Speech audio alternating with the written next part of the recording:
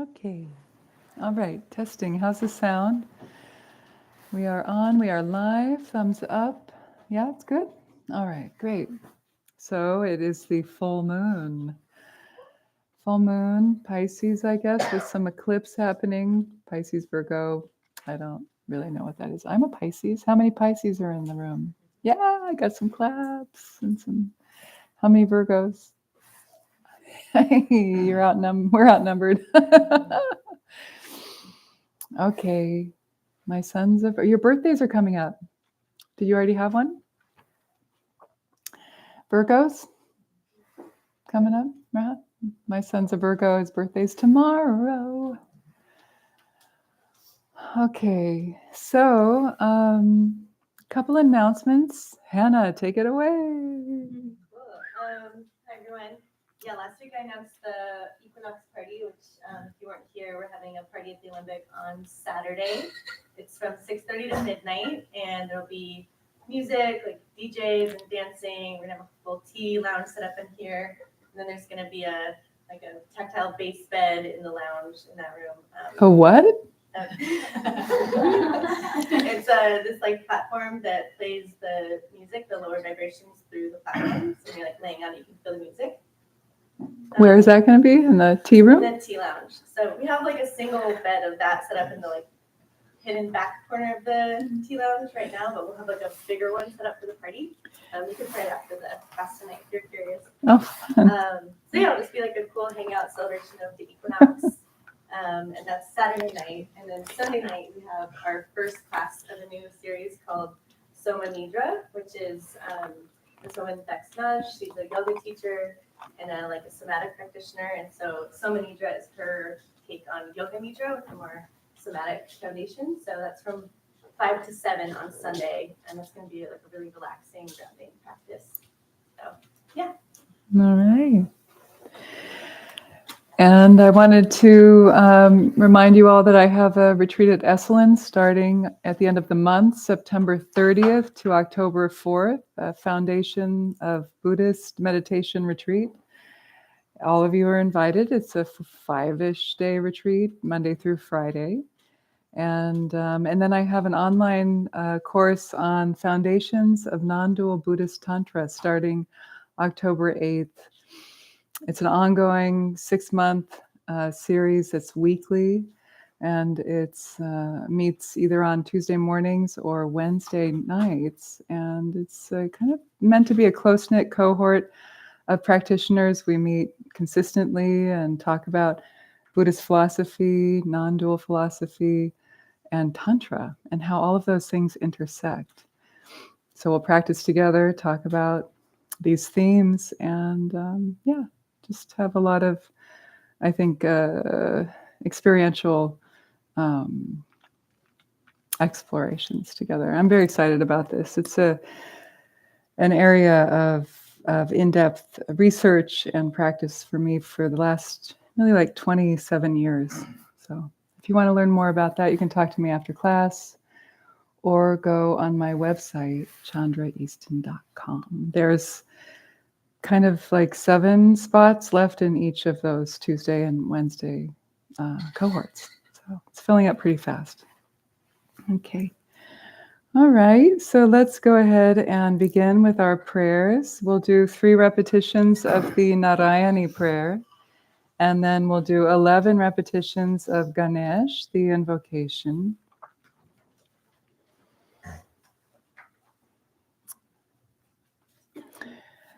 So we begin with an opening to the goddess, as in a sense, in some kind of Indian, South Asian traditions believed to be like the womb of totality, the source of all creation, the genetrix of the awakened state is another way of understanding the Devi, the Great Mother.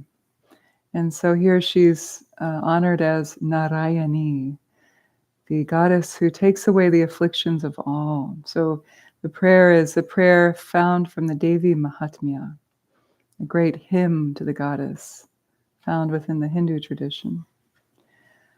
And so I'll call the first line and you can respond if you wish, or you can just listen if you prefer.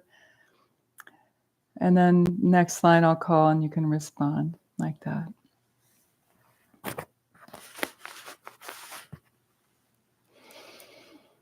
Śaraṇāgata dīnārtha, Śaraṇāgata dīnārtha, paritrāṇa parāyaṇe, paritrāṇa parāyaṇe, Sarvasyārti hare Devi, Sarvasyārti hare Devi, Narayaṇi namostute, Narayaṇi namostute, Śaraṇāgata dīnārtha, paritrāṇa parāyaṇe, Sarvasyārti hare Devi, Narayaṇi namostute, Śaraṇāgata dīnārtha, paritrāṇa parāyaṇe, Sarvasyārti hare Devi, Narayaṇi namostute, Śaraṇāgata dīnārtha, paritrāṇa parāyaṇe, Sarvasyārti hare Devi, Narayaṇi namostute.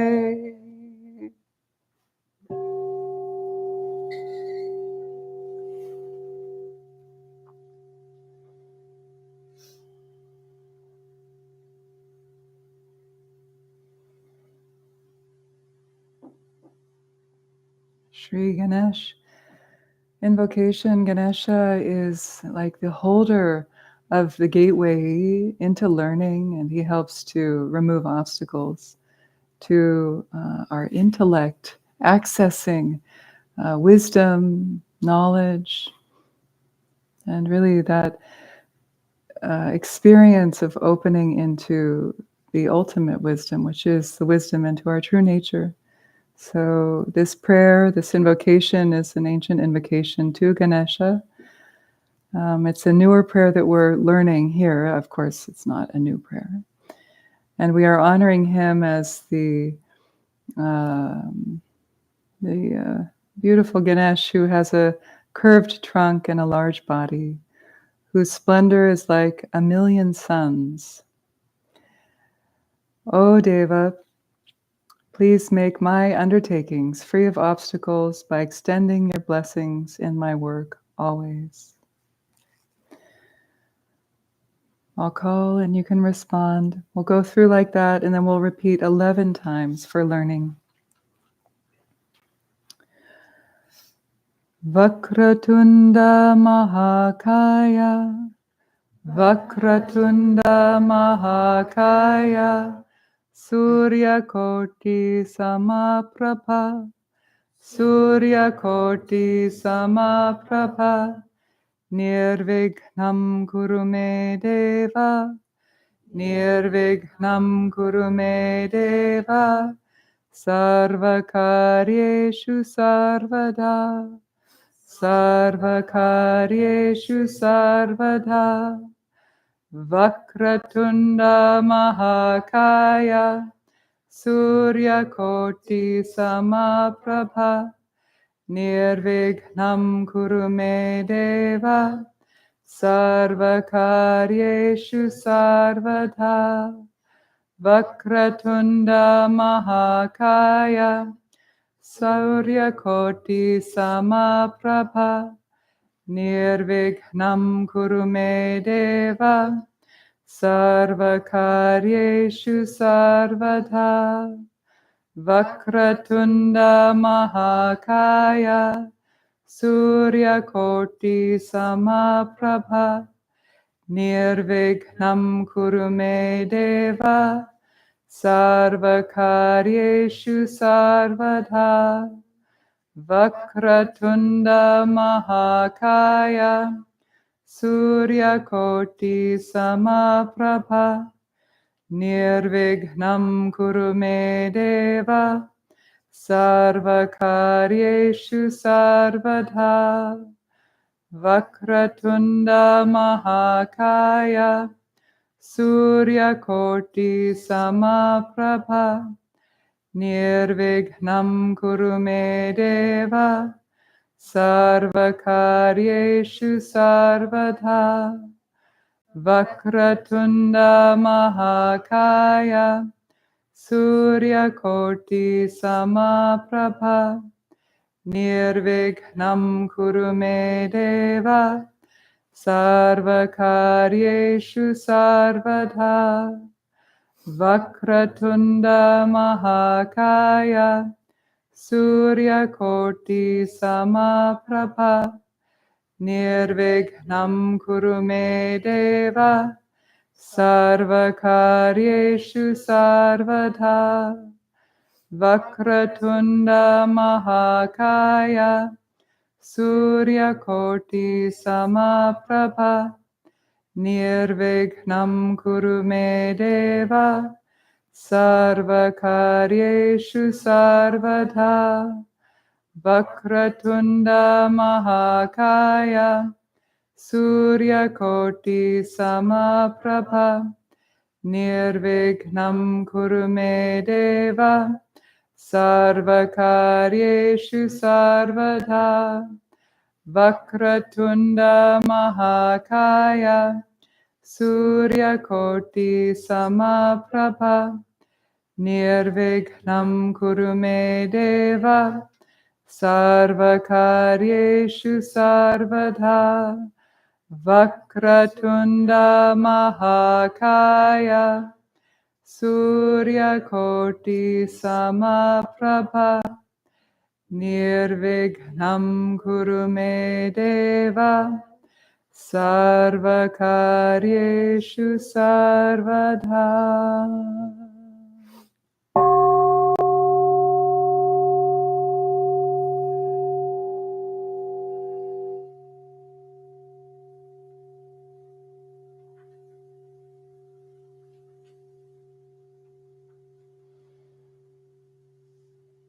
And on the other side, bodhicitta prayers in English. If you wish, bring your hands together in the prayer of the bodhicitta mudra, the single pointed intention with the two fingers, the middle fingers pointed upwards, signifying the single pointed intention to awaken for the benefit of all beings. And really let that settle in, that feeling. How does that feel for you? We awaken, we aspire to heal, to awaken for our own benefit, of course, but also may that ripple out.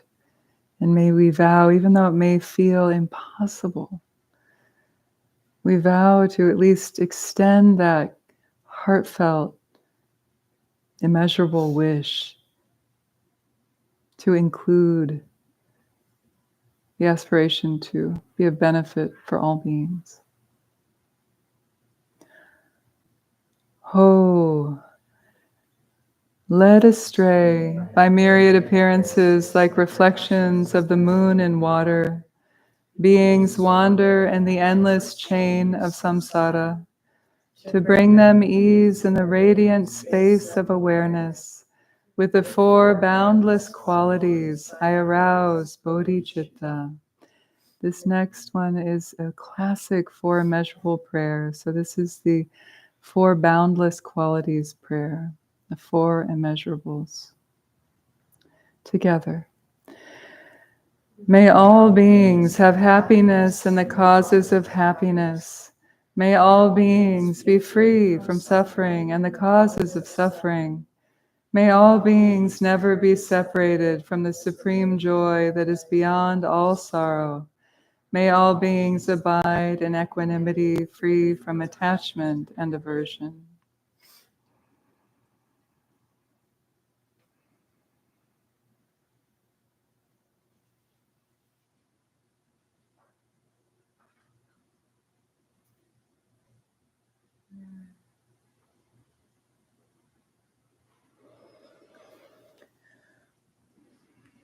So do you know what each of these 4 lines are associated with.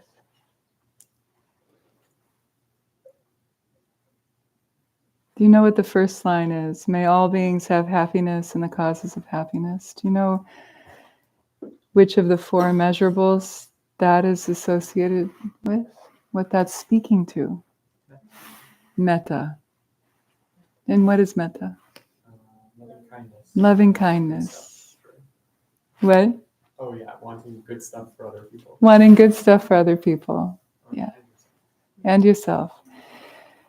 Right. So metta or maitri is this, it's kind of like loving kindness or really a friendliness. It's this teaching on love, but not romantic love. It's more of this loving kindness that the Buddha taught, metta.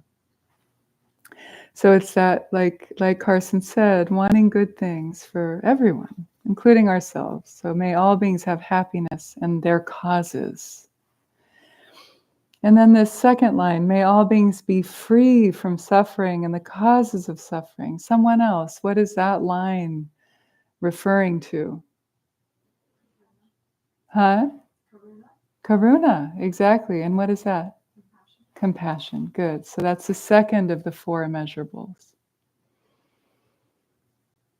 Compassion. And how is that? How do you know that that is compassion and not love? It's slightly different, right? The first line is saying we want beings to have happiness. And then the second line, we're saying we want beings to be free from suffering, right? You or someone else? You can answer, or somebody else.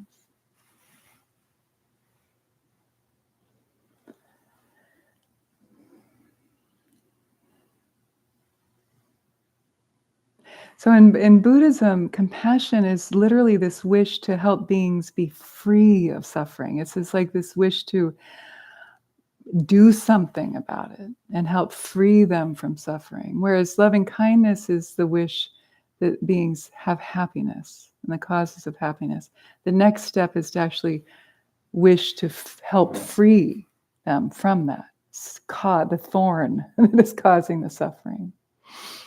So that's how they define compassion in Buddhism. So that's why that second line is, may beings be free from suffering and the causes of suffering. What are the causes of suffering? That's such a huge question. But what's that's a lot to put on you guys. Okay, what's the core cause? Desire. Yeah. Grasping. Aversion and delusion. Yeah, all of that. Good. And then there's this core desire. Good. Desire is a good answer. Grasping is a great, all of that. Delusion. And really it depends on if you're coming from the Theravada teachings or the Mahayana Vajrayana teachings. So in Theravada, they'll say desire. They'll say craving and desire. That's definitely kind of more commonly emphasized. And then when you get into Mahayana Vajrayana, that's true too. That's true. But then they'll go even more into emphasizing ignorance as the core delusion, which causes desire and grasping. But ignorance isn't a great translation. It's avidya in Sanskrit, which is marigpa in Tibetan, which is not knowing. Avidya. Vidya is to know. Is an absence of. So not knowing. What do we not know? What are we ignoring? True selves. Our true selves. Our true nature. So we're literally ignorancing. We're ignorant of our true nature. And so we stumble. We fuck up. And then desire. So why is desire a problem? Well, it's because we're desiring the wrong things. We can want and have pleasure, but the problem is we're thinking that those things, those pleasurable things and experiences are going to give us the lasting happiness that we're seeking. They might give us the temporary pleasure and happiness, but what we're really seeking is the ultimate fulfillment, which is what the Buddha said is the only thing that can really give us that is liberation, is enlightenment. And that comes through meditation. That comes through discovering our true nature. So that's line 2. That's what we're wishing for people to, just that they're free of suffering. And then the root causes, those root causes. And then the third line, may all beings never be separated from the supreme joy that is beyond all sorrow. Supreme joy. It's not just having a lollipop. That is beyond all sorrow.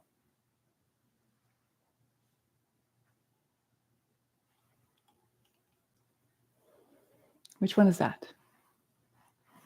Appreciative joy.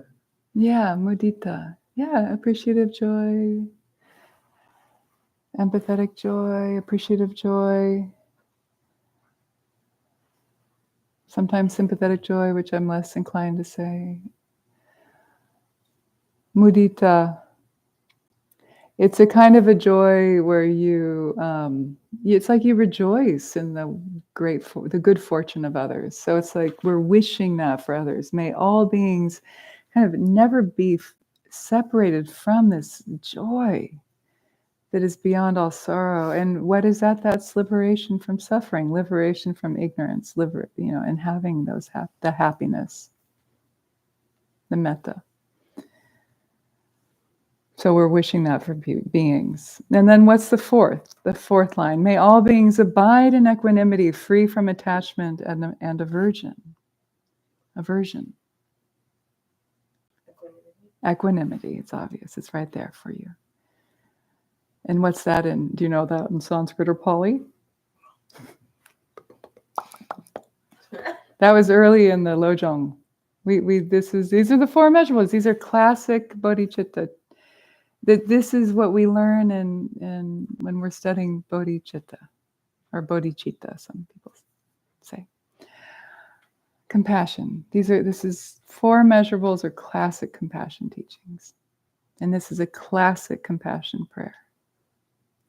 So equanimity is upekkha or upeksha in Sanskrit. So upekkha is Pali, an earlier language in India that a lot of the Buddhist teachings were written down in. And then upeksha is Sanskrit that came a little later. So it's kind of grammatically more complex. Upeksha is Sanskrit for equanimity. Free from attachment and aversion. So these 2 extremes of wanting and desiring and then pushing away on the other hand. So it's this kind of polarity, this ping pong match that we're always going back and forth in. So I've introduced this prayer since I've come back from my summer break hiatus, and I haven't, I've hinted at this, the meaning here, looping around, dancing around it, but I thought it was time to give you a more straightforward commentary here on what it means. So because we're saying it, you're saying it. I want to know what you're saying. It feels good, even without really knowing, but now you know. Any questions or comments about that? And then we're going to do some movement and then we'll practice. Hannah, it feels a little stuffy in here. Can you make sure the air's on? Put it to like 72 or 3. Any questions or comments? How are you doing? You guys okay?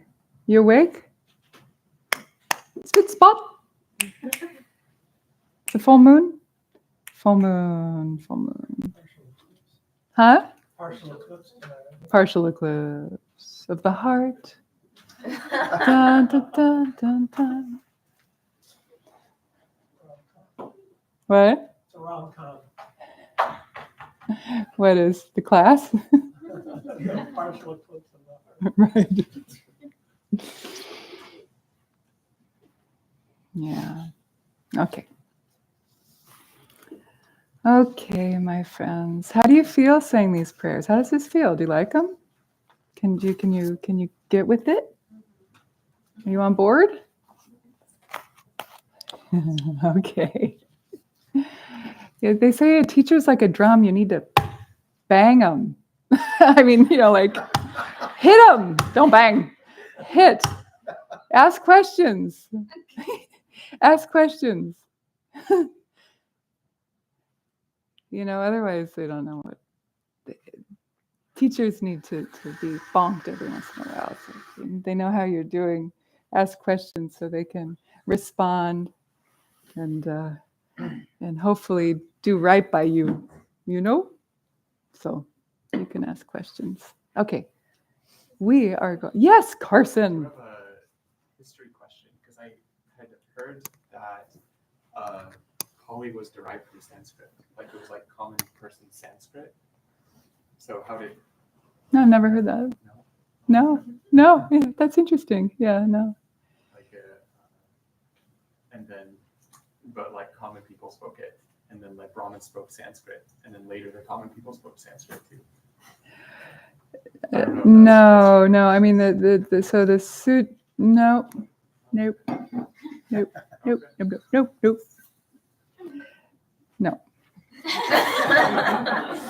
No, it's kind of, maybe there's a little bit of some up and down in terms of later people learning Sanskrit. But so the Pali there were a lot of different languages spoken during the time of the Buddha, but when the sutras were written down, it was Pali. And that was about 500 years after, 500 years after, more like 3.5 to 400 years after the Buddha died. They finally wrote them down. And that was Pali. Okay, so people think that the Buddha only spoke Pali, but that's not true. And then a few hundred years went by, and then really Sanskrit began to develop, and Sanskrit is more complex, so it evolved. It's like the grammar began to develop in a more complex way.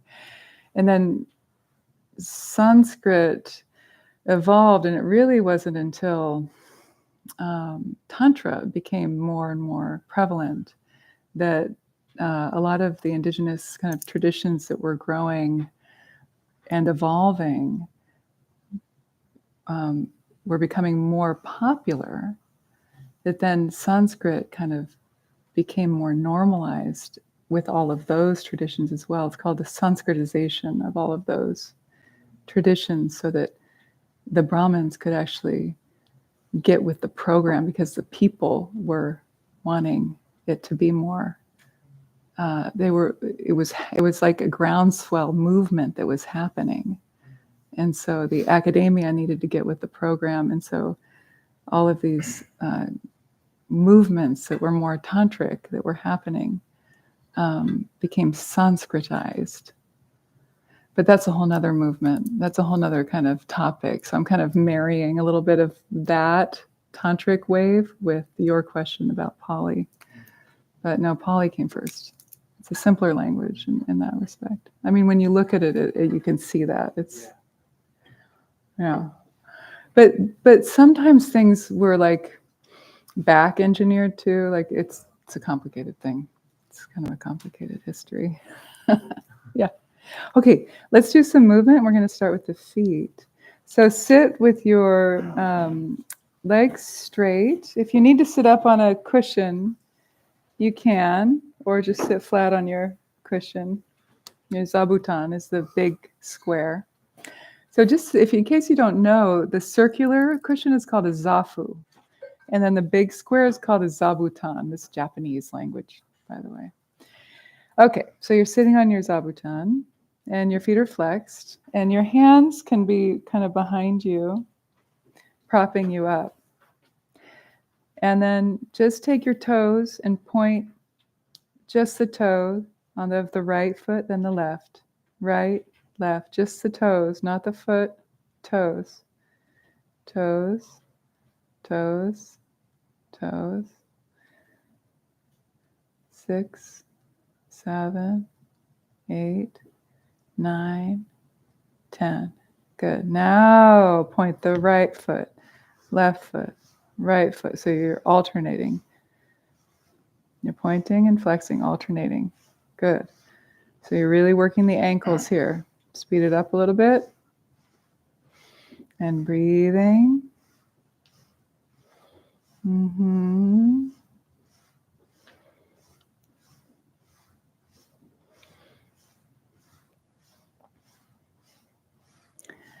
And then flex both, and then circle to your left.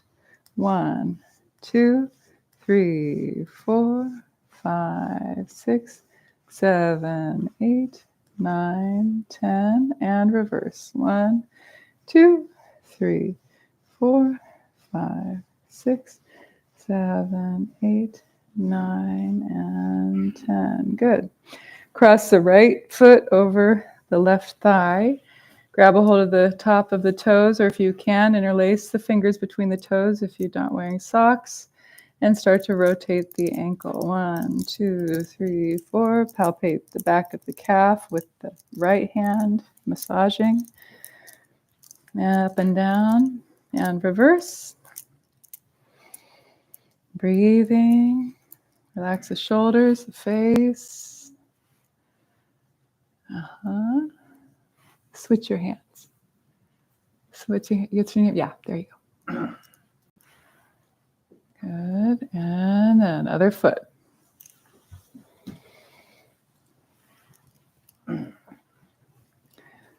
Really rotate that ankle.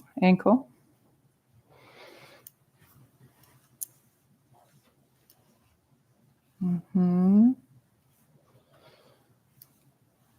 And then reverse. Good.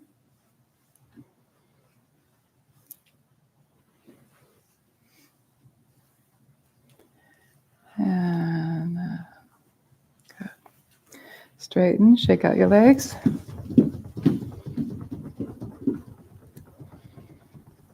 Good. Bend the right knee. Take the hands, palpate the back of the knee, really loose, kind of massage the back, and then work your way back up the back of the hamstring, kind of like strum. Can you feel the strings? Strum across the hamstrings. And then back down. Good, and then make your way back down the calf to the ankle. So you're really wanting to squeeze the tissues. These legs, they don't get enough circulation. Now the other side. Work the back of the knees, healthy knees. The thumbs can work around the kneecap too. And then work your way back. The back of the hamstrings, strum your guitar strings.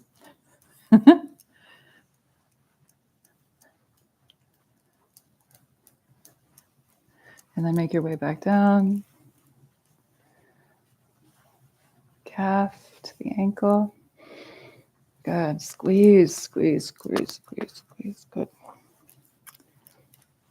All right, shake it out again. Nice.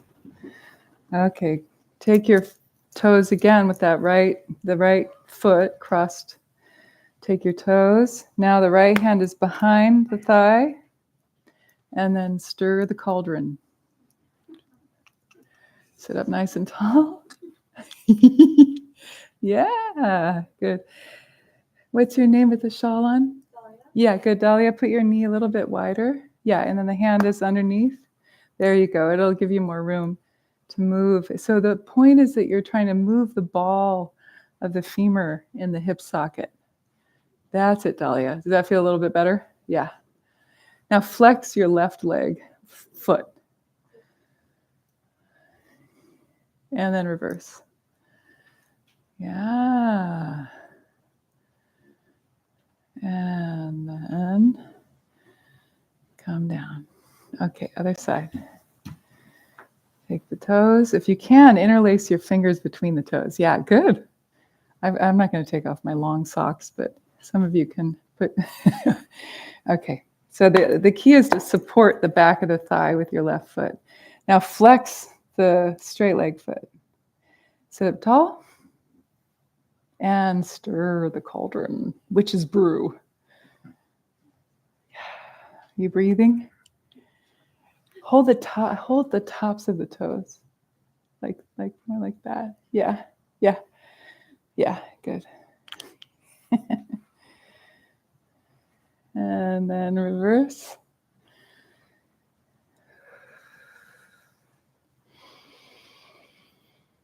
I'm not counting. I'm just feeling it. Okay, and shake it out. And last move here. Now, promise me you're going to take it easy on your knee. Grab the foot, place it somewhere along the thigh. Now, the knee might be floating a bit. So the idea is you're just going to increase the range of motion of the hip. Some people might have more, some people might have less mobility. You're just going to hug it in and then let it drop down, see how low it can go. The straight-legged foot is nice and flexed. You're sitting up tall. If you can get the knee towards the floor, good, but don't push. You want the movement to happen from the hip joint, not the knee. Okay, promise me, please. I really want you to walk out with a happy knee. The movement's happening from the hip. And then last couple.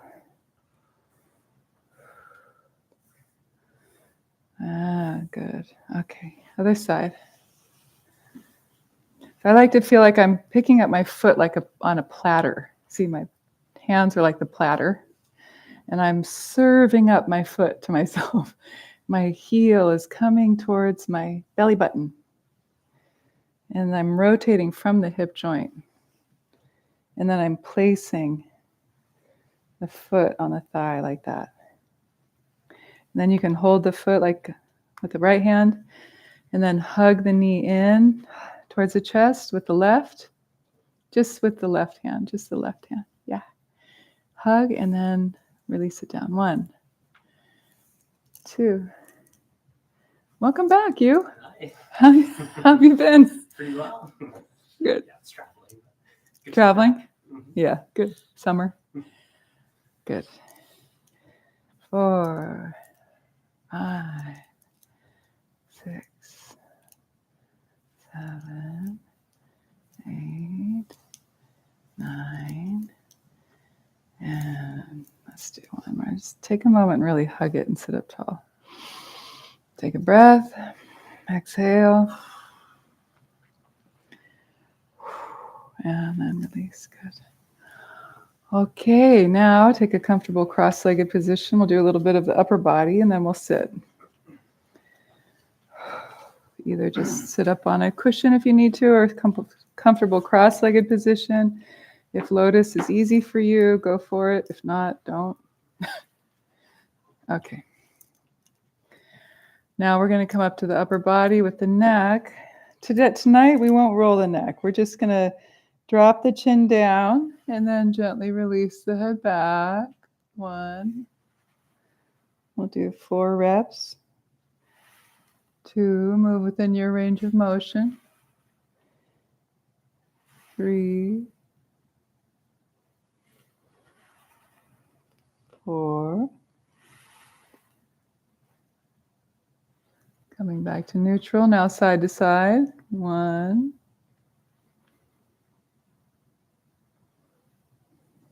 2. Keep the breath happening down into the belly. 3, 4. Good. Come to neutral. Take the hands, place them at the root of the hips, and then forward, up, back, and down, rolling the shoulders. 2, 3, 4, 5, 6, 7, 8, 9, 10. Reverse. 1, 2, 3, 4, 5, 6, 7, 8, 9, 10. Good. Let's go right to the hands. Interlace the fingers. 1, 2, 3. Relax the shoulders away from the ears. Wrists are right in front of the face. And reverse.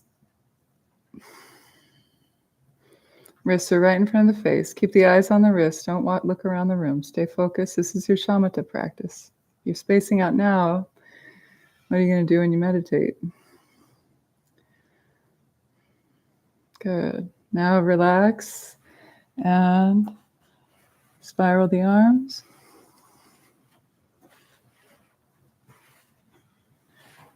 4, 5, 6, 7, 8, 9. Last round. Bring the hands to your thighs. Circle the navel. 1, 2, 3, 4, 5, 6, 7, 8, 9, 10. Reverse. 1, 2, 3, 4, 5, 6, 7, 8, 9, 10. Waving forward and back like seaweed. 1, 2, 3, 4, 5, 6, 7, 8, 9, and 10. Good. And then last move. Exhale, fold forward. 5 breaths. Folding forward, moving into your comfortable edge. It's where you feel you can breathe and relax. Releasing the spine.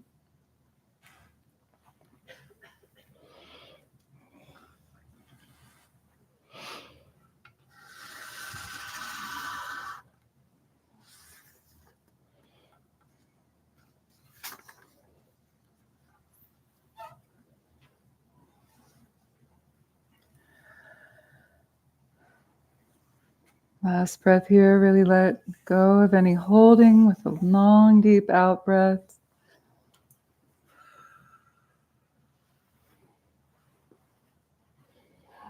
And then when you're ready, slowly come up. And then finding a comfortable seat for meditation. We'll sit for about 24 minutes, a gatika, 24-minute segment of time called a gatika. So make sure you're comfortable.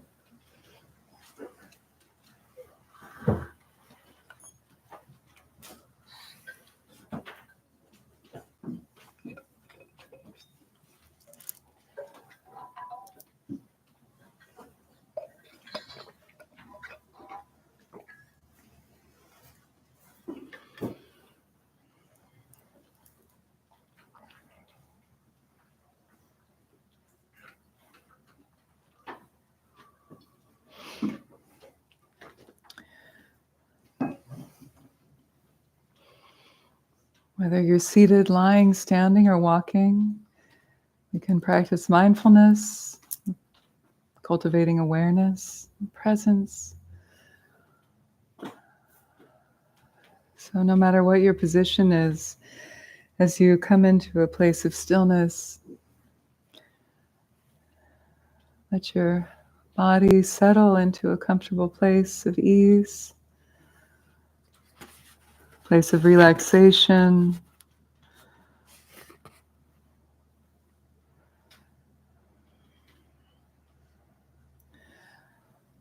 And becoming aware of your in and out breath will guide you in a practice tonight, mindfulness of the body.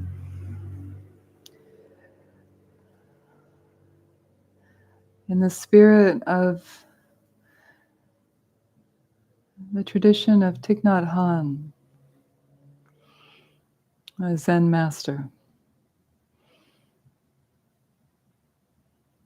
Now becoming aware of the breathing,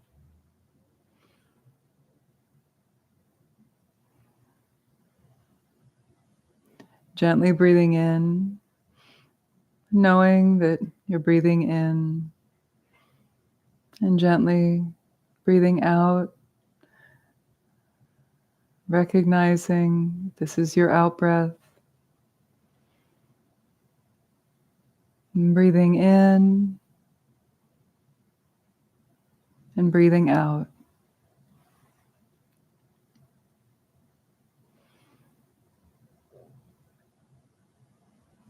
You don't have to force your breathing to be long or short.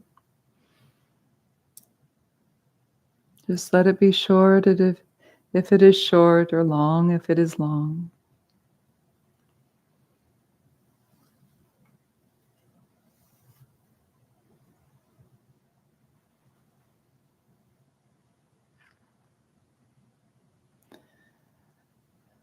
What is important is that we are connected to the breath. So breathing in, know that this is my breath. I am aware that this is my breath. Breathing in and breathing out. It's so simple and so easy.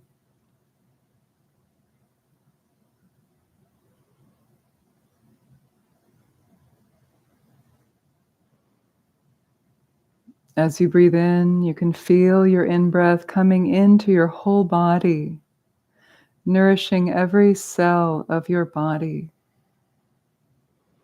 And as you breathe out, allow yourself to relax with the out-breath.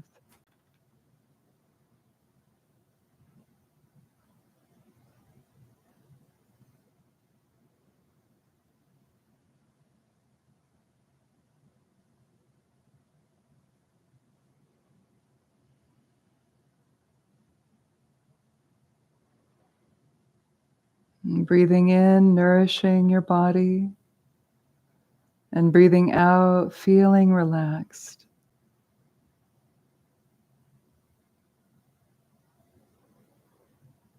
And whatever our mind is thinking of, just gently remind it. Let it know that I am focusing on my in-breath. I am focusing on my out-breath.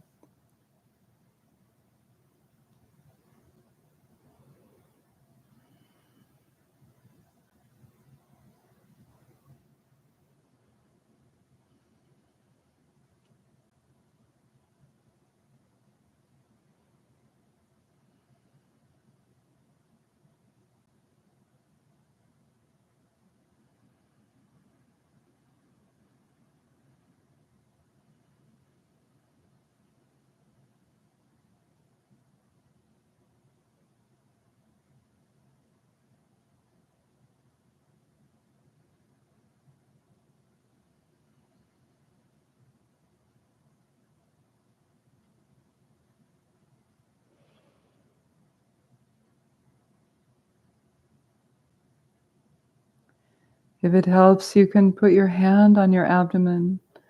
As you breathe in, you can feel your abdomen rise and your abdomen falling as you breathe out.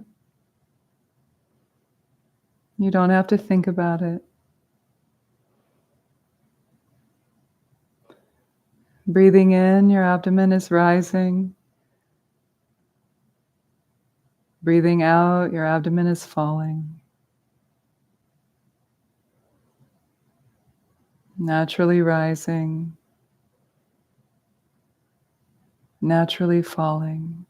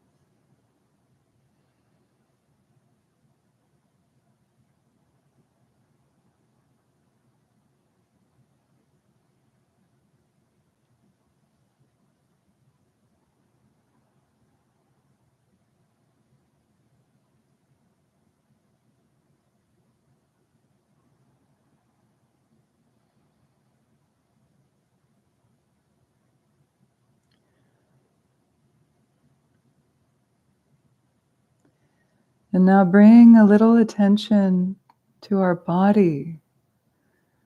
We call this mindfulness of the body. As I breathe in, I bring awareness to my body. And we start at our forehead. Bring awareness to the forehead, and then our eyes, our cheeks, our lips. We can offer ourselves a smile. And we're not smiling for anyone. We are smiling for ourselves, allowing us to be in the present moment.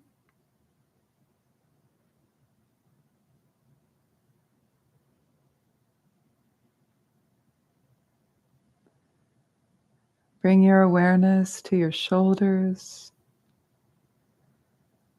And if there is tension there, relax the shoulders.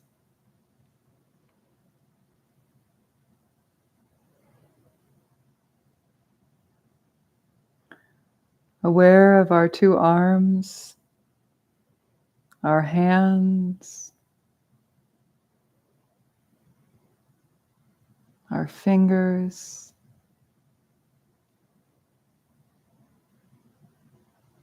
If there is any tension in our hands, arms, just let go. Let the arms and hands rest.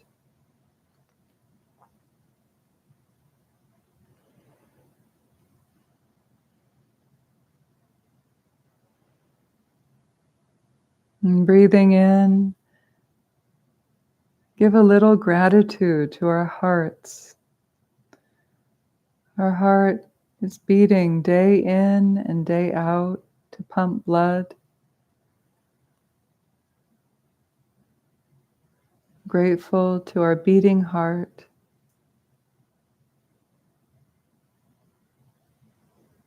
Breathing in, I smile to my heart.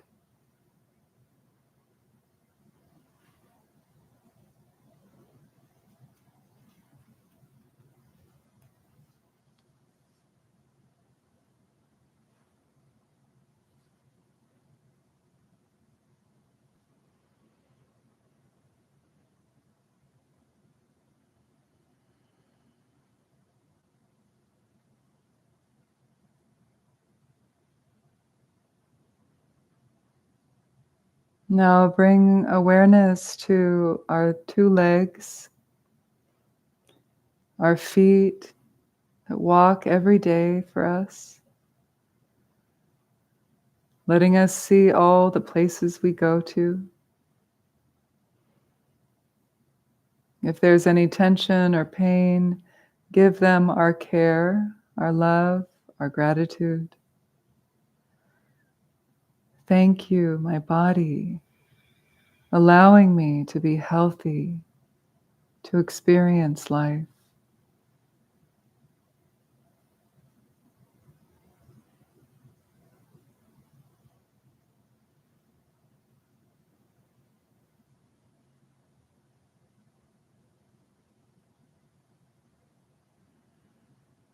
Breathing in, my mind is in my body.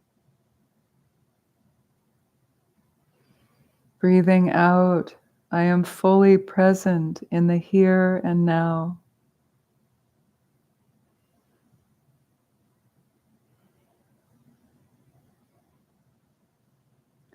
Breathing in, this is the present moment. Breathing out, this is a wonderful moment.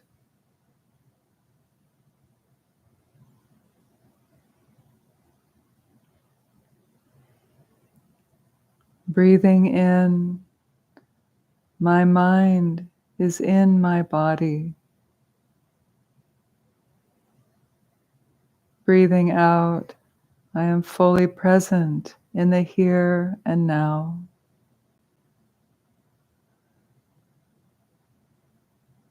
Breathing in, this is the present moment. Breathing out, this is a wonderful moment.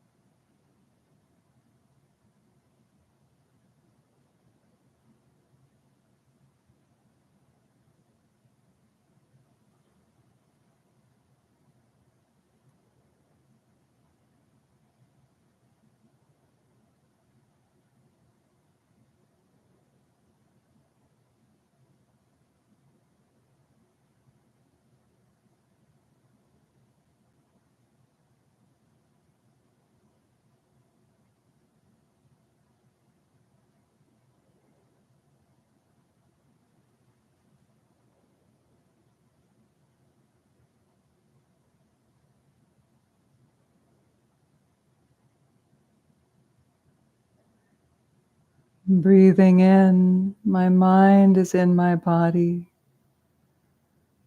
Breathing out, I am fully present in the here and now.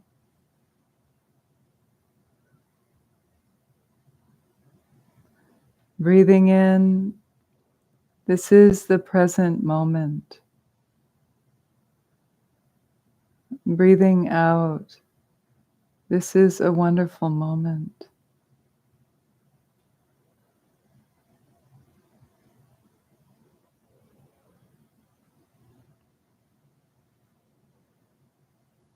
Can you be in the moment with each breath in your body and give yourself that miracle of mindfulness?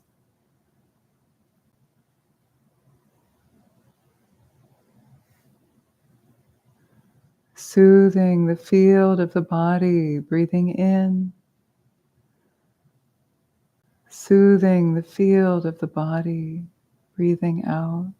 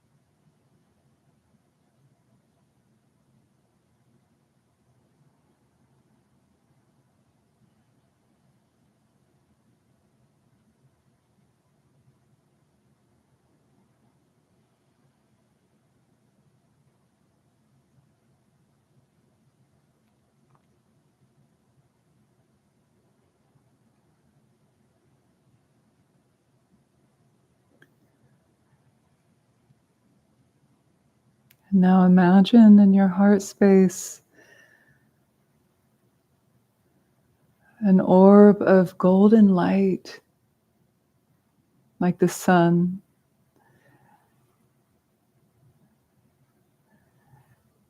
And in the center of this orb of golden light is a flat moon disk, a full moon. That's like a flat disk, like a face of a clock or a platter. And atop the moon disk is a seed syllable, Hri, H-R-I. You can see it in English, or if you know the Tibetan or Sanskrit, you can see it that way as well. This is the seed syllable or bija mantra for Avalokiteshvara, or Chenrezig, the Buddha of compassion. And as we chant the mantra, Om Mani Padme Hum, imagine that golden light emanates from this orb of light at your heart and radiates from every pore of your skin, out from your body, from that orb of light at your heart, and fills all of space.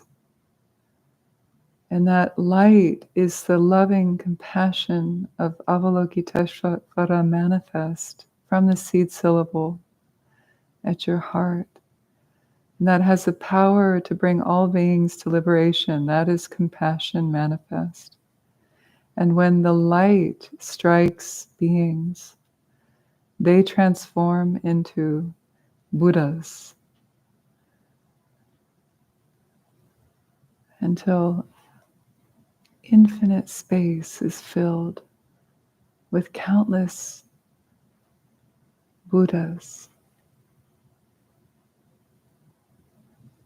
So as we chant together, you can simply feel the vibration within you, or you can imagine and feel and experience this light emanating from your heart.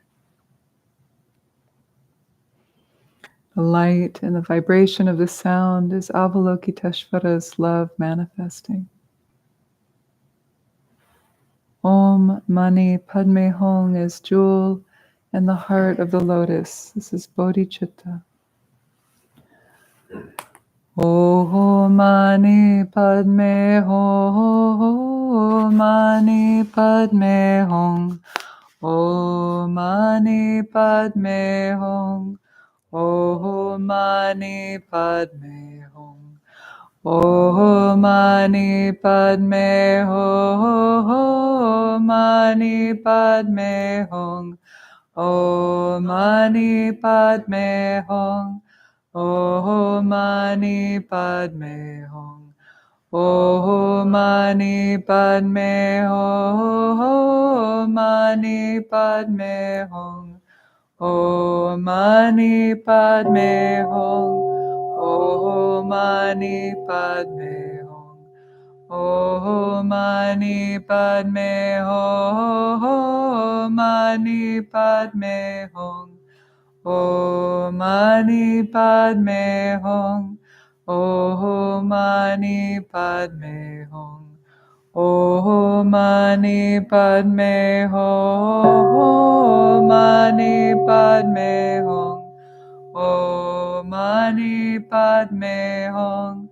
Om Mani Padme Hung, Om Mani Padme Hung, Mani Padme Hung, Om Mani Padme Hung, Om Mani Padme Hung, Om Mani Padme Hung, Mani Padme Hung, Om Mani Padme Hung, Om Mani Padme Hung, Om Mani Padme Hung, Mani Padme Hung, Om Mani Padme Hung, Om Mani Padme Hung, Om Mani Padme Hung, Mani Padme Hung, Om Mani Padme Hung, Om Mani Padme Hung, Om Mani Padme Hung, Mani Padme Hung, Om Mani Padme Hung, Om Mani Padme Hung, Om Mani Padme Hung, Mani Padme Hung, Om Mani Padme Hung, Om Mani Padme Hung, Om Mani Padme Hung, Mani Padme Hung, Om Mani Padme Hung, Om Mani Padme Hung, Om Mani Padme Hung, Mani Padme Hung, Om Mani Padme Hung, Om Mani Padme Hung, Om Mani Padme Hung, Mani Padme Hung, Om Mani Padme Hung, Om Mani Padme Hung, Om Mani Padme Hung, Mani Padme Hung, Om Mani Padme Hung, Om Mani Padme Hung.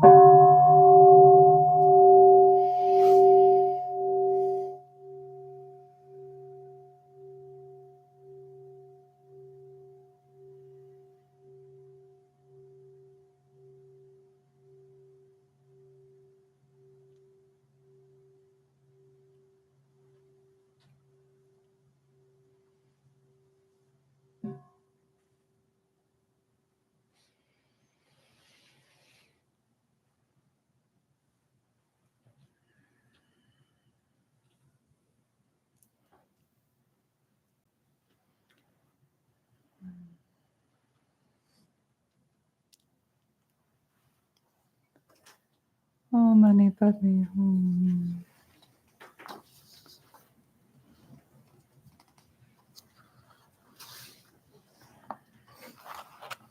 You want to stand up? Stretch your legs?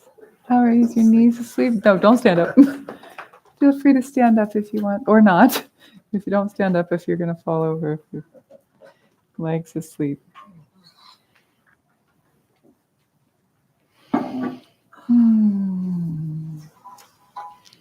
Did you enjoy your Thich Nhat Hanh journey? Isn't he so sweet? Did you enjoy smiling at your heart? No?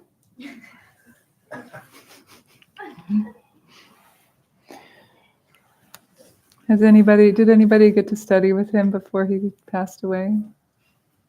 We don't have any other Thich Nhat Hanh people in the room? Oh. Only on YouTube. What? Only on YouTube. Only on YouTube, yes. So great. We did 3 family retreats with him, with my daughter, with my child, when they were young. It was life-changing for me. I'm going to talk a little bit about him tonight.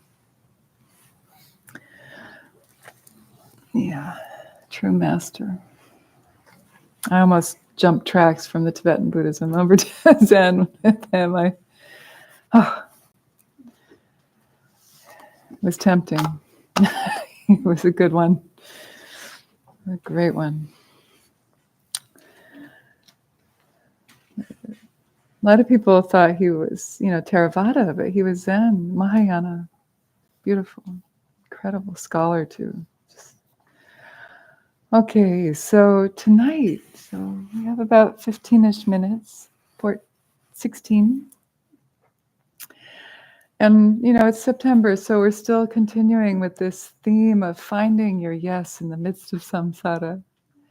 And I haven't talked much about the no. In order to find our yes with anything, we also have to know our no, right? We need to know our no. That's important, right? And it's kind of scary at times, but it's also exciting to be able to say, hell no. It's a power move sometimes, And when there's a no, that opens up a lot of yeses in other directions too. So I wanted to explore some of that. And what is that in the face of Dharma? Like what is yes? What is no? And we are going to tie this in, we meaning me, the mui.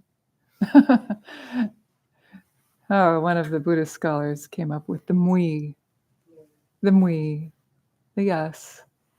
I am going to, and you'll help me, tie this into slogan 42. It's pretty easy. Okay, so who wants to read out loud number 42? Slogan. I'm not going to use the word slogan anymore because Ken MacLeod, not Ken Wilber, Ken MacLeod poo-pooed the word slogan. Instructions. Mind training instructions, number 42. Come on, you got it. Whichever of the two occurs, be patient. Whichever of the two occurs, be patient. What are they talking about? I'm not going to sing musicals on every sentence tonight. I'm trying to entertain. You guys look like you're falling asleep, so I'm like trying extra hard to be entertaining. Okay. What are they talking about? Whichever of the two occurs, be patient. Be patient. Well, patience is a virtue, that's for sure. And not just in Christianity, in Buddhism as well. Remember, patience is the essence of Dharma. That is a very important teaching. Zupa chokining poyin. Zupa is the word for patience in Tibetan. So whichever of the two occurs, be patient. But in particular, what are these two things that might occur? Well, we kind of, whichever of the two occurs, be patient. Well, in the light of mind training,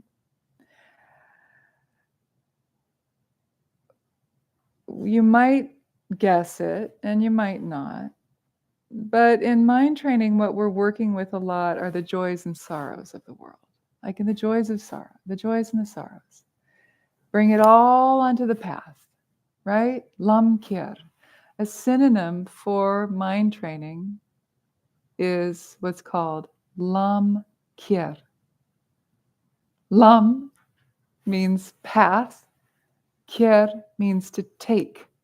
Take it all on the path, my friends. It means take it on the road. Take your practice on the road. Take it on the path. What do you take? You take the good and the bad, felicity and adversity. That's the two. So whether it's good, felicity, or bad, adversity, be patient. Be patient. Check yourself. You know, like the Rolling Stones said, can't always get what you want. You know, if it's shit, be patient, check it out. How do we make the best out of it? This is kind of common sense stuff, right? Okay, so that's slogan number 42. So how do I make this into the talk I want to give tonight? Here's how I'm going to do it. All right. Suffering. We're going to talk about suffering.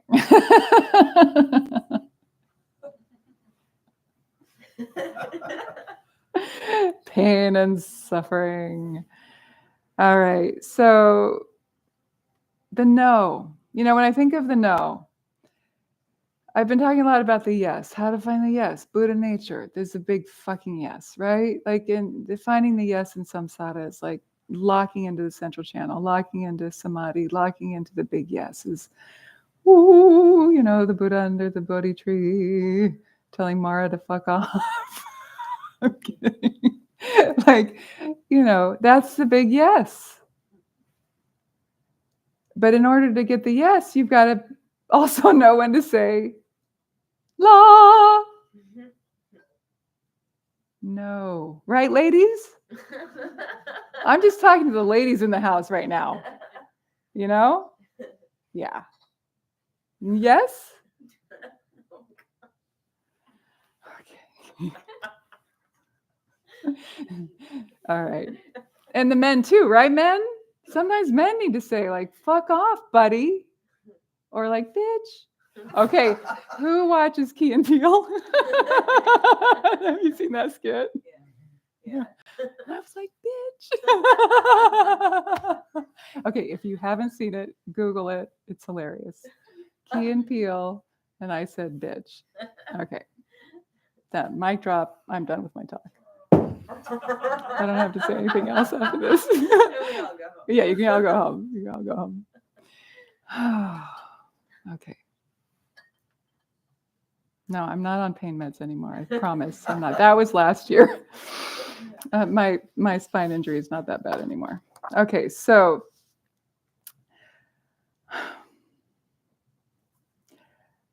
taking felicity and adversity onto the path. I have to talk about suffering. You know, I mean, like the first noble truth is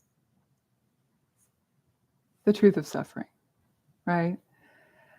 Thich Nhat Hanh, one of the greatest teachers of all times, lived through immense suffering. He was raised in Vietnam as a boy during wartime, during a time of not the Vietnam War, but during a time of war with France. Vietnam has not had an easy time, right? Before us, it was France. So he saw a lot of suffering, and he said that throughout his life, he has had many great teachers. But one of the teachers that taught him the most was suffering. Suffering.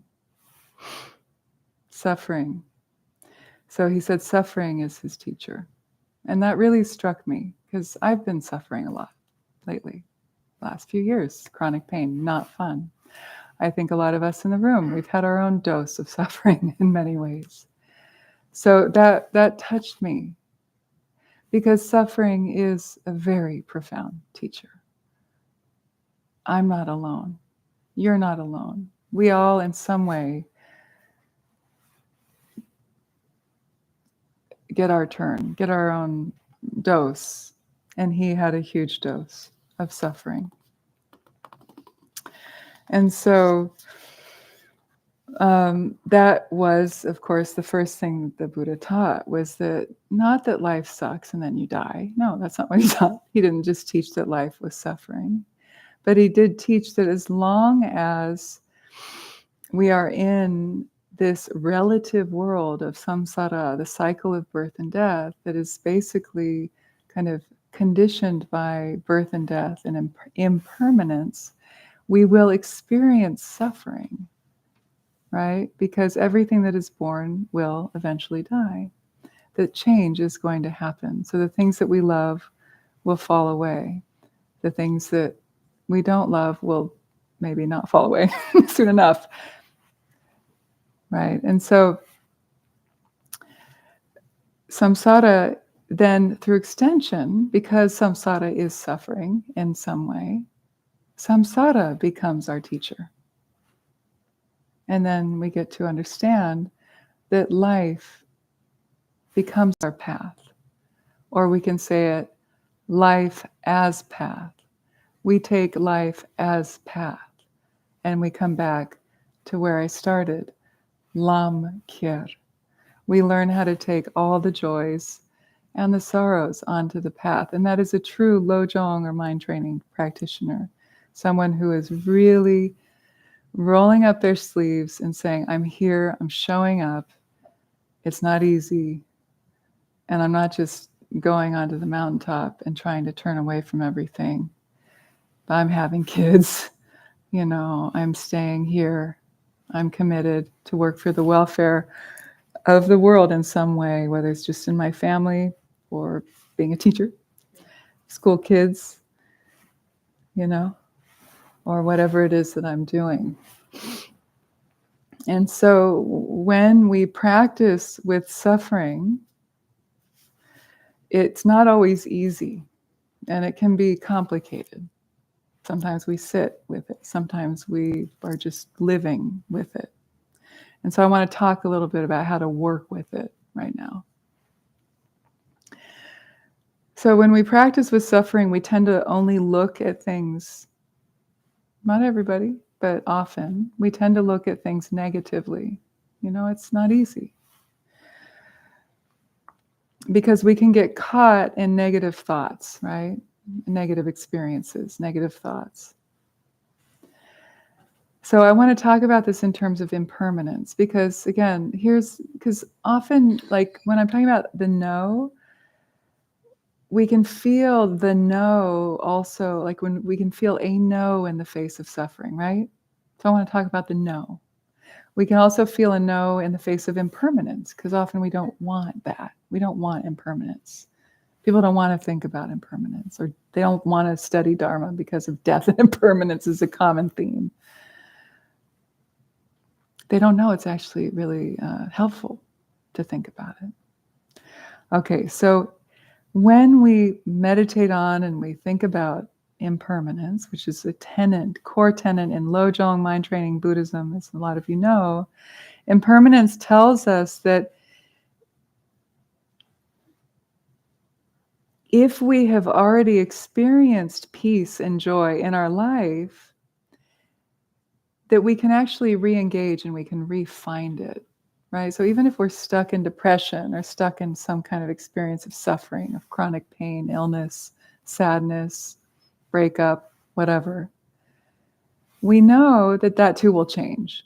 That once upon a time, we were healthy, we were happy, we had some form of peace and ease.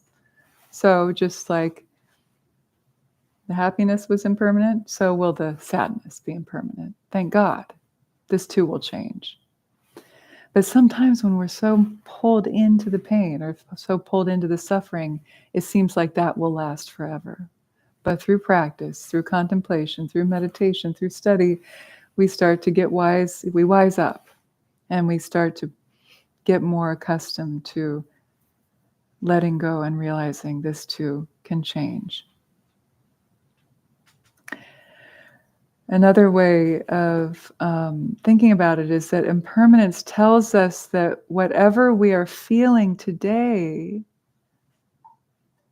will change tomorrow, and that we need to be aware of that so that we aren't a victim to our emotions, that we're not a victim to our emotions, our feelings, and our fear.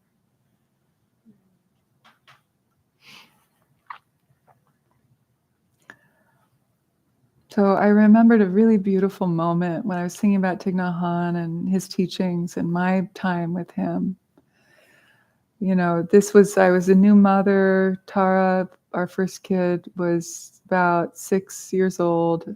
And I was still, it's hard being a parent, right? Amber? Who else? Yes, it's not easy. So we kind of went there thinking, we need help, and so maybe Thich Nhat Hanh can help. These beautiful family retreats. And we went, and he would give teachings every morning at like 10. And I didn't even know it was going to be structured this way, but they had everybody bring our kids. And so the parents are there and the kids are there. And Thich Nhat Hanh, he had us have the kids sit in the front rows, and then the parents were behind. And the first 15 or 20 minutes of every teaching were dedicated to the kids and the teens. So he would talk just to them. And this is why I love ringing this bell. He had this kind of bell, and he would ring it, and he would teach from the bell. He would ring the bell and teach us bell meditation, teach the kids bell meditations. And he would give the most exquisite teachings to the children and the teens. And of course, we would learn by listening. It was really beautiful. And specifically, I remember how he would often teach, especially the teens, but also the young kids, like Tara's age, 6, 7, 8, 9, 10-year-olds, how to work with strong emotions, like anger and so on. And he'd teach them that they needed to have a strong foundation to handle these strong emotions, so that when they arose, they could deal with them and they'd have a place of refuge. And of course, we can all benefit from this. So he would teach them the art of deep belly breathing. And he would teach them to put their hand on their belly, like I told you to do this evening. And he'd tell them that, when you're caught in a storm of emotions, often kind of looking for solutions or trying to figure it out or get rid of it, he'd say to them, the best place is to take refuge in deep breathing. So whether you're sitting, walking, standing, or lying, he'd tell them just to take a deep breath, feel their belly, and focus on the breath. Put your hand on the abdomen. Feel the breath coming in and out. And he'd say something like, it helps you to come back to reality. And if you think about it, when you're swallowed by emotion, you're sort of not in reality anymore. You're sort of swirling in this storm. And he'd ask them to remember that they're much more than their emotions. They're much more than that. And that even though that they're experiencing that right now, that too will change.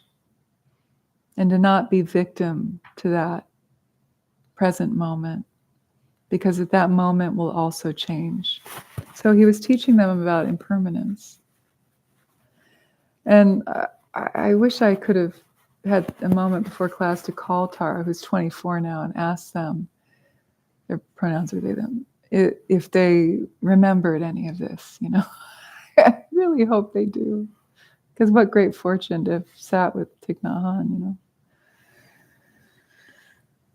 But it's such an important thing, to be able to practice mindfulness when you're having strong emotions. And, I've had that moments of clarity, like, oh, this pain will never stop. I'll never get out of this.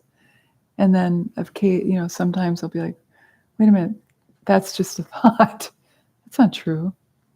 And then other times, I'm believing it. So it's mindfulness that in a sense is like a flash of clarity, a flash of lightning that shoots through the delusion of the fog, that in a sense is like it's almost like a virus, or like I don't want to say like a mind virus, it helps to heal us of a mind virus of negativity and negative habits. But we can also get addicted to happiness, and I just want to wrap this up with that. We can also get addicted to happiness, right? And so what do we do about impermanence of happiness? What about that? You might ask. I'm sure you were all waiting to ask that, right? Weren't you just like, what about that, Chandra? Well, of course, to have happiness is a blessing. It's a blessing to have happiness. And in Buddhism, we'd never say, don't have happiness. To know that happiness is present, to know you have happiness, is mindfulness of happiness. It seems like such a no-brainer, but when you think about it, how often are you mindful that you're happy? Do you let yourself soak that in when you have it? Do you let that broaden and really absorb into every cell of your being when you have that? And we know that happiness also needs causes to be there, just like pain and suffering do as well. So if we have the insight of impermanence, if we don't know how to take care of these elements that support our well-being, happiness will also come to impermanence, right? So if we don't know how to support our well-being, happiness will be less likely to sustain itself, right? And yet, the art of meditation on impermanence shows us to not be attached even to happiness. So it's not about grasping onto happiness. We know that even though we're happy now, we might not be happy tomorrow, and that's okay. But because we've already touched on happiness from time to time, we know, even when we're in another state, that we can get back there. It's like we're building those neuronal pathways. We know that we can get there. We can find our way back. We've been there before. And yet we practice not being attached to it because we are always changing. And I love this teaching. A Plum Village teacher, a student of a monk in the order of Thich Nhat Hanh, said this. It's so beautiful, and it makes so much sense. He said, if you have happiness A, and then you're, say this is happiness A. You have happiness A, and then you grasping onto happiness A, and you're, okay, I don't want happiness A to go away. I really want that. But if you're grasping onto it, and then if happiness B comes along, you'll miss it. You'll never get to have happiness B. So maturity is about experiencing happiness A, but not having attachment onto it. And so then with the next experience of happiness, the next experience, and then experience that, then we can experience new and different experiences of happiness. Have you ever, kids kind of get attached to the one happiness, and then they don't want to let go of this happiness. And even though another great ice cream cone is coming along their way, it's even bigger. They're like, no, I want this little one. They want happiness A. So that is called freedom, this sort of non-attachment to happiness. Knowing the impermanence of all of these experiences, the joys and the sorrows, the felicity and the adversity. And that's the fourth immeasurable. That's equanimity. Beyond attachment and aversion. Being able to take it all on the path. This is freedom. So letting go of an idea of happiness that nourishes the experience of the greater happiness,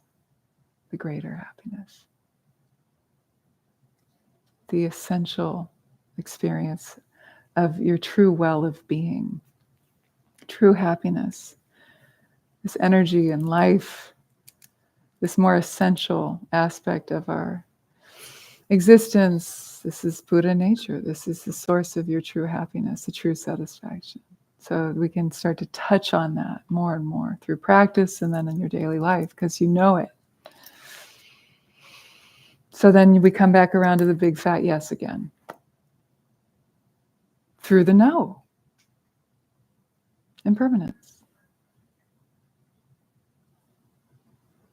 You're turning yes, you turn towards impermanence. Remember when I talked a couple classes ago of like the no becomes a yes and the yes becomes a no? This is the alchemy.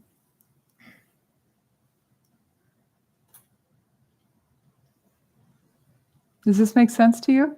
Are you with me? Mhm. Yeah? Maybe one question, comment?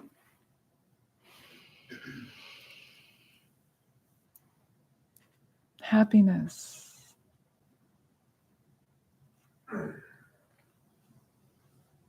Impermanence. Yes. Please say your name for all of us. Shri, Shireen. I was thinking about this recently because I feel like there's a fine line between not caring and being aware that things will change. And I think, knowing how to toe that line. Yeah. Just a question. The fine line between not caring and what was the second part? Not caring and having an appreciation and a satisfaction with the fact that things will and may change. And that I think it's just because I think when you fall into a pit of despair, in a sense, of Mm-hmm. depression and anxiety and whatnot, Yeah. it can become this feeling of I just don't care because I have no control, and it's becomes so out of body, Yeah. Yeah. out of grasp. Yeah. And then that line between awareness and acceptance of, okay, this will change and I'm going to sit with this and work with it, rather than like knowing when you're in a place of I don't care and knowing when you're in a place of, okay, I'm working. Yeah. Yeah. Yeah. Yeah. It's true. Just curious. Yeah. It's not something I really thought about until now. But Yeah. No, it's good. And then, so is there a question in there? Like, what is your question? the question is how do you really know? I think that there would have to be like a mindful checking in from time to time of like how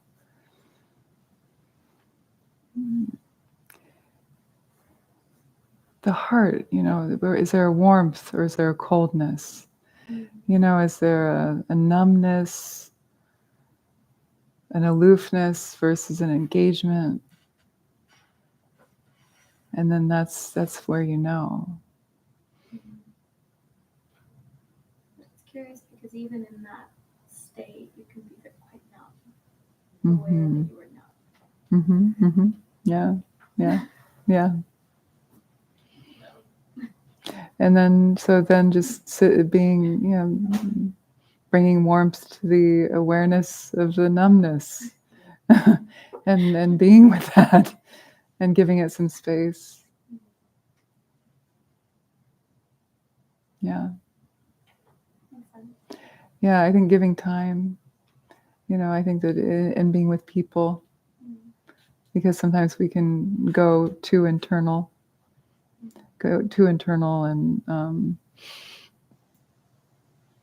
and get lost within that. I would think that reaching out and talking to people about it would be good, and then get more reflection around that. Yeah. Yeah. Yeah. I have a question. riffing off that, how would you compare and contrast impermanence, or like acceptance of impermanence, and apathy? That's what Yeah. I'm hearing here too. Yeah. It's really true to me. I see. Okay. Yeah, definitely not. Yeah. Acceptance of impermanence or living with impermanence or integrating impermanence onto the path is definitely not apathy. Integrating impermanence into an understanding of your life is actually very invigorating and enlivening, because you're able to respond to changes and not be stuck in the way you think things should be.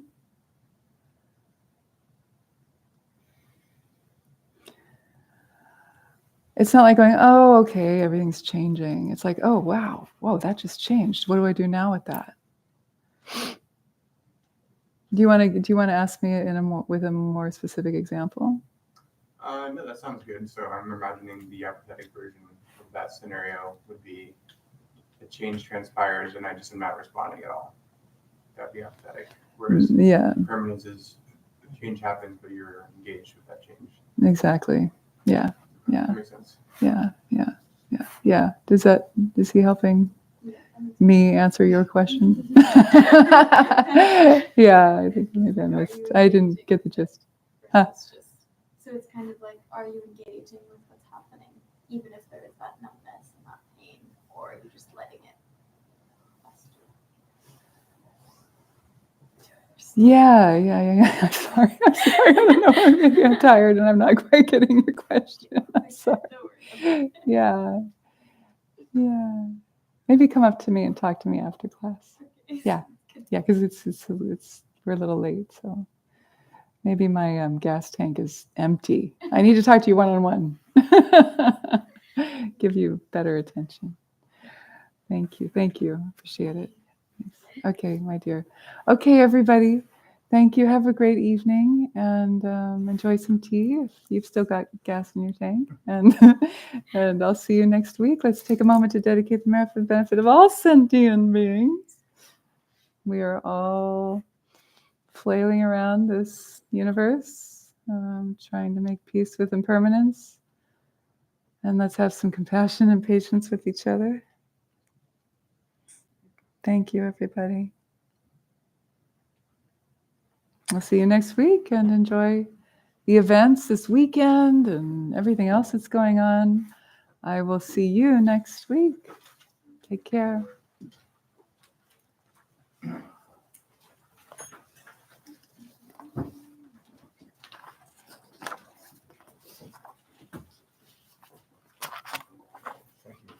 You're welcome. That was great. What's your name? Appreciate it.